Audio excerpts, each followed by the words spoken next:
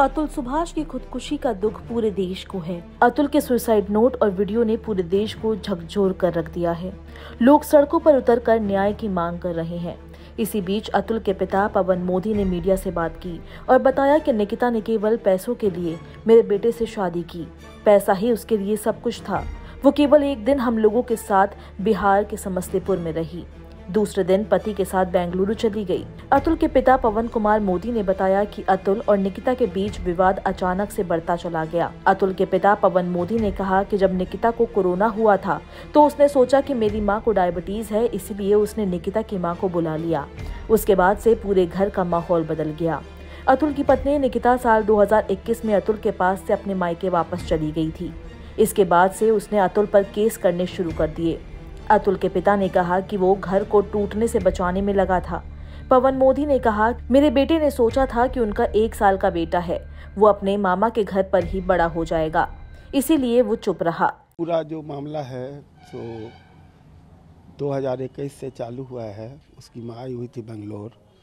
वो पहले से भी कुछ पैसा अपना मकान खरीदने के नाम पर उससे ली थी और उसके बाद फिर कोरोना हो गया था हमारी बहू को। उस समय में वो देखा कि मेरी माँ को डायबिटीज़ है तो मैं अपनी सास को बुला लेता हूँ।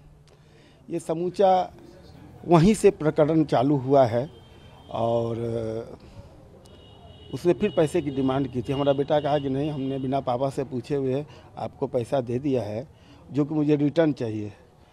तो वो कही कि ठीक है, मैं अभी यहाँ कोरोना बहुत ज़्यादा है, मैं अपने नाती को और बेटी को लेकर जाती हूँ जौनपुर, उसके बाद आपसे बात करूँगी।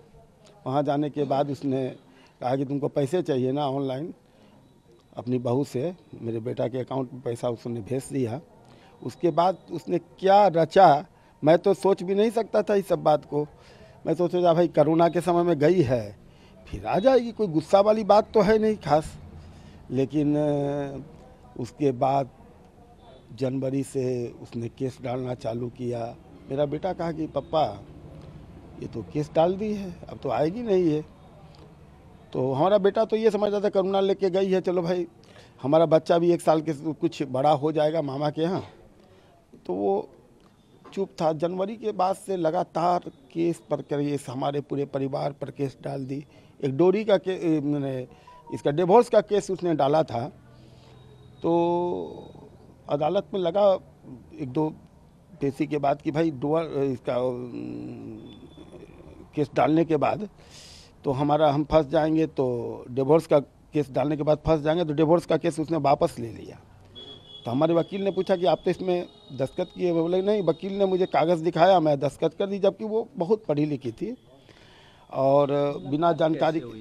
ये शादी.com के कारण दोनों की जान पहचान हुई और हम भी चाहते थे कि दोनों की ठीक है, दोनों आदमी एक दूसरे को जान पहचान लो और शादी कर लो, मुझे कोई आपत्ति नहीं थी। और HHI में शादी हम बनारस में किए थे और उसमें जो भी पैसा मेरा खर्चा हुआ था, हम लोग क्या अपना यहाँ से जो बाराती गए थे तो उसमें हमने खुद पेमेंट किया है, जो कि ऑनलाइन किया है। सारा पूरा उनका हमने नहीं दी। जो होटल का खर्चा उन्होंने अपना बियर किया, हमने अपना बियर किया। अतुल के पिता ने बताया कि निकिता और अतुल की मुलाकात शादी.com के जरिए हुई थी। निकिता ने शुरुआत में पैसों की डिमांड नहीं की थी। तलाक के मुद्दे पर उसने कोई पैसा नहीं लिया था। इसके बाद पैसों की बात शुरू हुई। दरअसल जब वे मध्यस्थता के लिए आगे बढ़े तो ये 20,000 रुपए से शुरू हुआ और फिर 40,000 रुपए तक पहुंच गया। अतुल के पिता ने बताया कि न्यायाधीश ने भी कहा कि यदि अतुल समझौता चाहता है तो उसे 5 लाख रुपए देने होंगे। डिवोर्स की बात हुई, उस समय तक पैसा उसने नहीं लिया था। उसके बाद से सिलसिला चालू हुआ। मीडिएशन में जब गई हूँ तो 20,000 से चालू हुआ और बाद में वो 40,000 पर आया। 40 से फिर कहा गया जज के द्वारा कि जज साहबिना ने कहा कि जो यदि तुम चाहते हो कि ये सेटलमेंट हो जाए तो तुम 5 लाख रुपया दो, मैं इसको सेटलमेंट करवा दूंगी। अतुल के पिता ने कहा कि उनका बेटा अंदर से टूट चुका था, हालांकि वो अपना दुख किसी को नहीं बताता था। अतुल के पिता ने CM नीतीश कुमार से अपील की है कि अगर हमारा दर्द महसूस करते हैं तो हमारी मदद करें। उन्होंने ये भी बताया कि वो अपने पोते से कभी नहीं मिले, क्योंकि ना तो कभी वो बेंगलुरु गए और ना ही कभी निकिता अपने ससुराल आई। परेशानी की बात तो हमको कभी बताया नहीं कि मेरे बूढ़े माँ बाप हैं, सीनियर सिटीजन हैं, तो मैं ज़्यादा शेयर करूँगा तो मेरे पिताजी बीपी की दवाई खाते हैं, हो सकता है मेरे पिताजी को मेरे बोलने से कुछ हो जाए, इसलिए वो दुख की बात बयान नहीं करता था। और यदि जिस दिन ये कांड हुआ है उसके रात में भी 9 बजे से लेके और 9:45 तक मुझसे बात 10 बजे तक बात किया है।